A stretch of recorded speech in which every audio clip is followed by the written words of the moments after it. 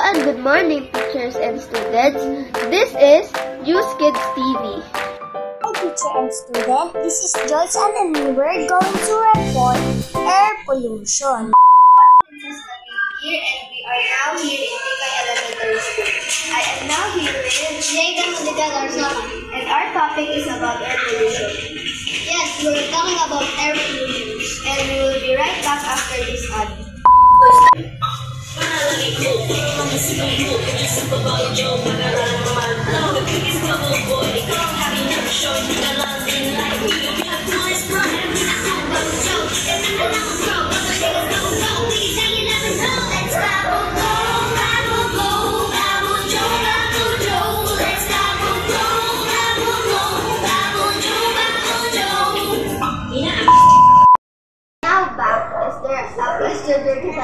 How the air pollution started. The air pollution is caused by solid and liquid particles and certain gases that are suspended in the air. These particles and gases can come from the car and truck emissions, factories, dust, pollen, mold, spores, volcanoes, and wildfires. And now let's move on to Cassandra Lian. Hi, good morning. Yes, and anyway, how does air pollution affect our environment? Hi, good morning, Princess, and hello, everyone. Our weather today is very nice.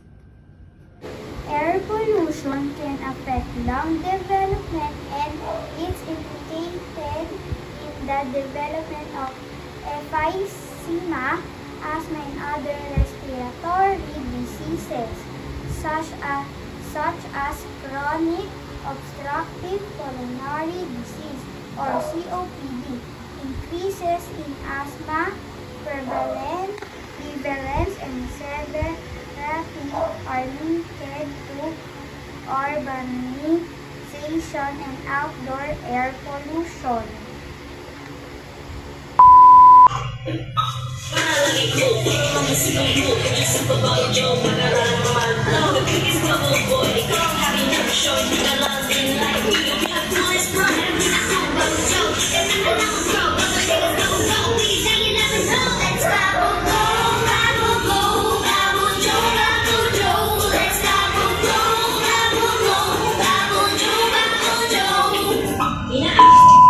Sandra, can you explain on how can we keep the air clean so students can prevent air pollution?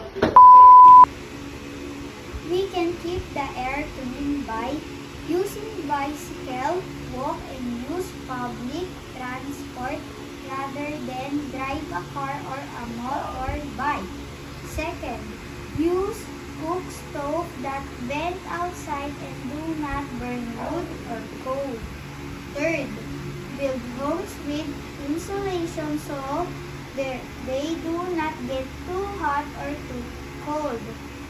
Build homes with ventilation so the air gets changed. Goodbye everyone, this is Cassandra Lian from News Kids TV. And this is the end of our news, providing information and awareness about air pollution. Hope you learned from our group. Thank you so much, teachers, students. Again, this is from Group 2 Kid News TV.